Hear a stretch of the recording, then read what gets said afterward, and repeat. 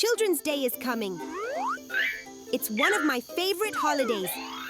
I know it sounds strange, but whenever this day arrives, I think about how 365 days, 4 seasons, and approximately 48 phases of the moon have passed.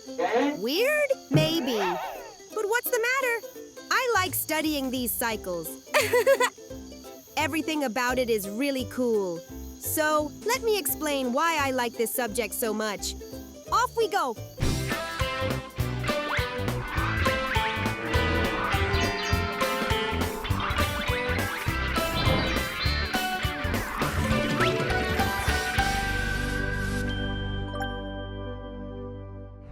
It all starts out in outer space with the movements of the Earth and the Moon.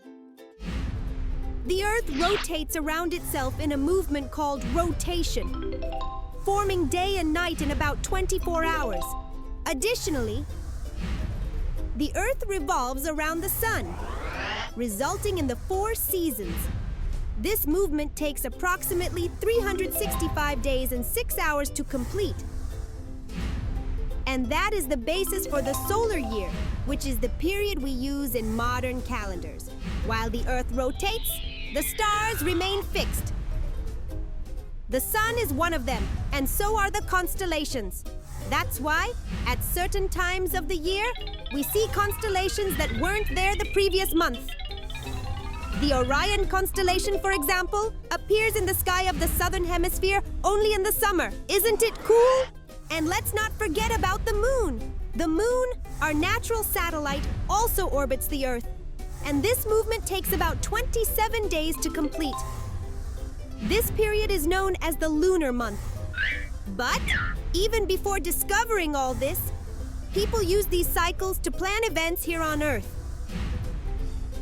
With this information, they predicted natural phenomena, like periods of drought and rain, studied the best time to plant and harvest, or saw if it was the right moment to sail on the high tide. And how did they know all this? By observing, of course. Since 4500 BC, the Egyptians, Chinese, Mayans, and many others carefully watched the sky and recorded the movements of celestial bodies. Did the sun rise a little further west? Noted. Did the Scorpius constellation appear in the northern hemisphere sky? So, here comes the rain. Noted. These folks were really smart. And that's how the first calendars came about. To create more precise calendars, these ancient cultures needed to consider both the solar cycle and the lunar cycle, as well as the position of the constellations. For example, the Egyptians built their calendar based on the observation of the star Sirius. When it began to shine brighter in the sky, the Egyptians knew the Nile River flood was about to start, which made the banks more fertile and ready for planting. For them, this was the start of the year. Other ancient cultures, like the Mayans and Chinese, developed calendars taking into account both the movements of the moon and the sun. The Mayan calendar said that time repeated itself, just like nature's cycles.